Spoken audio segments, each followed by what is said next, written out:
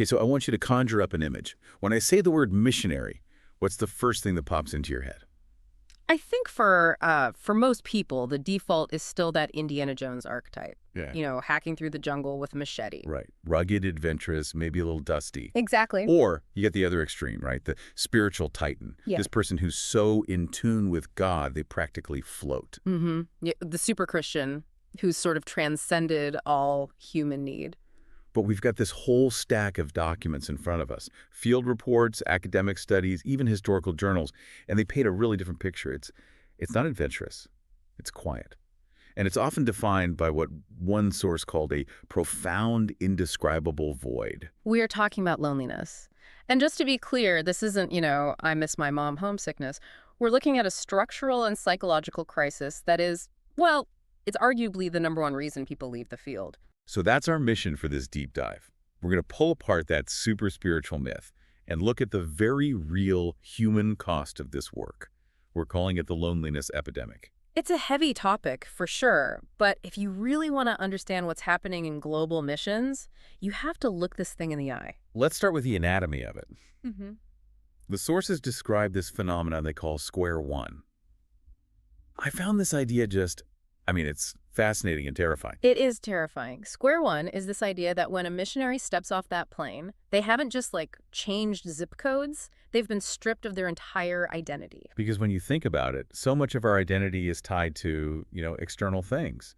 My job, my friends, my ability to just go to the grocery store. Exactly. We rely on the furniture of our lives to tell us who we are. And when you land in a new culture, all that furniture is just gone. You're standing in an empty room. And the OMF materials we looked at, they really zoned in on one specific part of this, the language wall. Oh, that's a huge factor. There was that story about Wendy Marshall. Mm. She moves to Japan.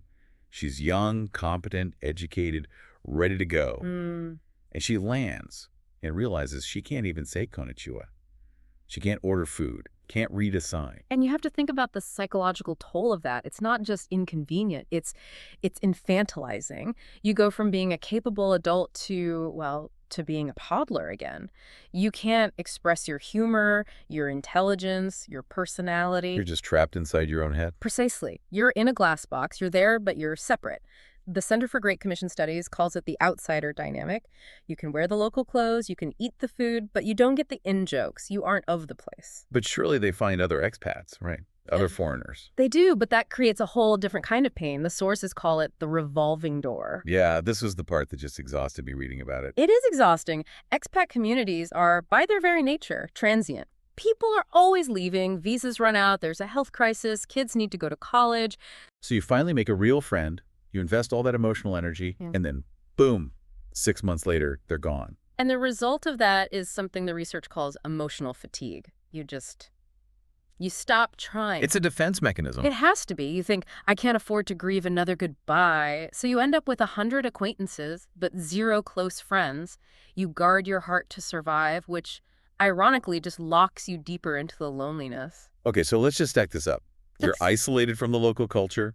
Your expat friends keep leaving. The logical next step for any normal person is to call home, tell your supporters, hey, I'm drowning over here. And that is where the trap snaps shut. The fishbowl. The fishbowl existence, yeah. You have to remember how this all works. It's funded by donations from people back home who believe they're supporting, and I'm using this phrase on purpose, God's work. There's an implied return on investment? Oh, massive. There's this huge pressure to appear successful, to look, worth the investment. If a missionary sends out a newsletter that says, I'm depressed and haven't left my apartment in 3 days, what do you think happens? They're terrified the checks will stop, that they'll get recalled. Exactly. The sources are so clear about this. Missionaries feel they have to wear a mask. They can't show their real hearts to supporters for fear of looking like a bad investment. And they can't always tell their local colleagues because they're supposed to be the leaders, the strong ones. Right. You don't want to be a burden, so you're hiding from the culture you came from and you're hiding from the culture you're in. You're completely stuck in the middle. Which is then compounded by that super spiritual myth we talked about at the top. The sources were pretty scathing about this theological trap. It's the super spiritual trap, this idea that if you were really close to God, you wouldn't feel lonely. That loneliness is some kind of faith failure. I felt this one analogy in the notes really powerful. It compared a missionary to a soldier returning from war. It's a great comparison. If a soldier comes home and says, "War is hell, I'm traumatized," we all nod. We say, "Thank you for your sacrifice." We have a category for that. But if a missionary says, you know what, this work is hell, I'm miserable, the reaction's a bit different. But the reaction is often, "Well, have you prayed about it? Maybe you need to trust God more." It's such a double standard. It completely denies their humanity. It implies that spiritual heroes don't have human needs, and that shame just keeps them silent, performing a spirituality they don't feel while they're just dying inside. Now, I want to pivot to a specific demographic because the data on singles versus married couples was, well, it wasn't what I expected. Right. The assumption is singles are lonely, married people are fine. The data says not even close. So with singles, the Missio Nexus report highlighted this very specific anxiety. It's the fear of the future, right? It's not just, "I'm lonely tonight." It's, if I go to this remote place, am I basically sentencing myself to a life of solitude? That you have to choose between your calling and ever finding a companion.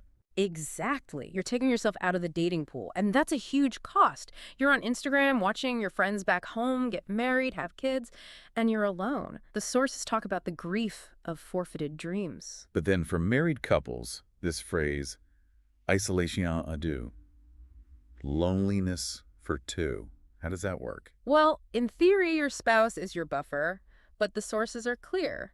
Marriage is not a magic cure. On the field, it can become a pressure cooker. Because you're suddenly everything to each other. Everything. Your spouse has to be your pastor, your best friend, your therapist, your coworker, your entertainment. No single human being can carry that weight. It would just drain the marriage. It crushes it. You can be sitting right next to each other, thousands of miles from home, and feel totally alone because you've exhausted each other. So you've got the structural isolation, the financial pressure, the theological shame, relationship strain.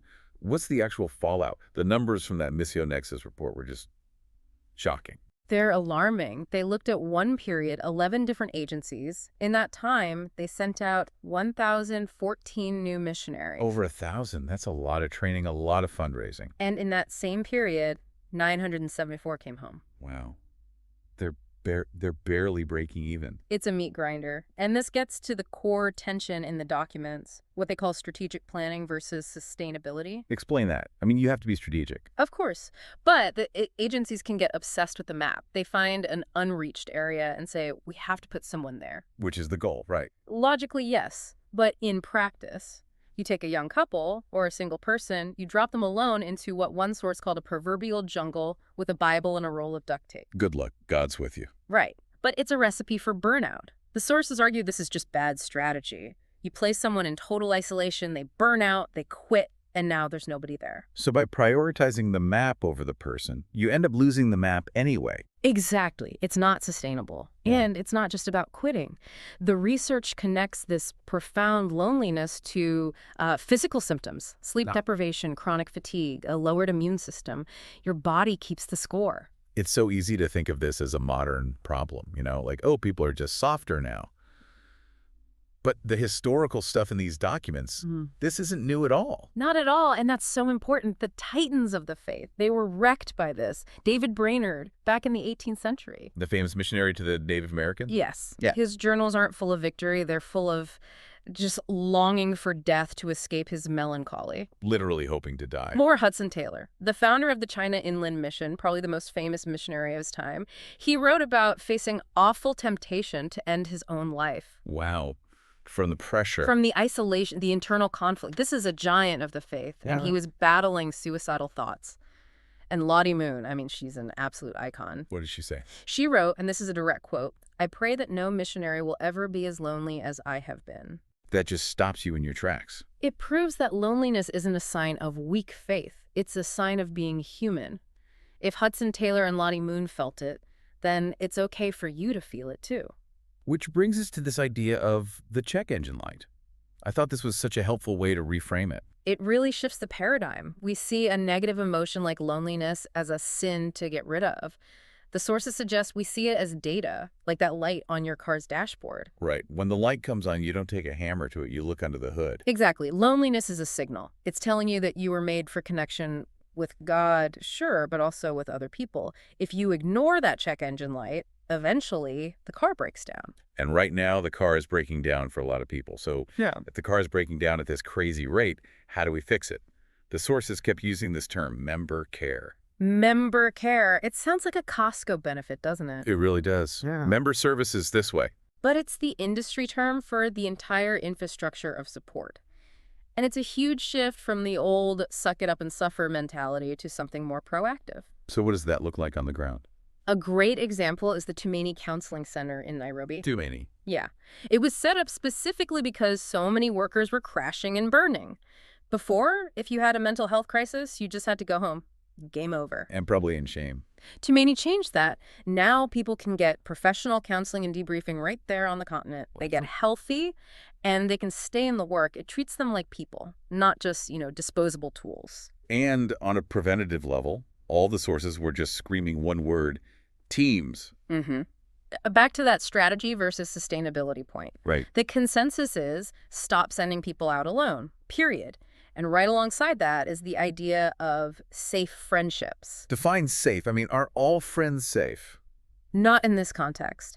A safe friend is someone who isn't your boss and isn't your donor. Someone you can be totally off the clock with.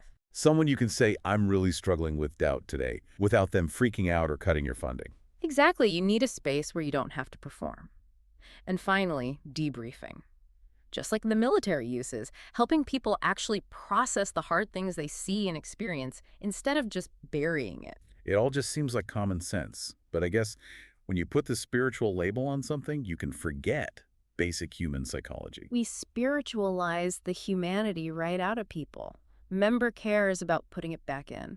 So let's bring this all back to you, the listener. What's the takeaway? Most people listening aren't missionaries. I think we have to shatter the pedestal. The superhero pedestal. Yes. When we expect them to be these spiritual giants who never get sad or lonely, we're actually part of the problem. We become the walls of their fishbowl.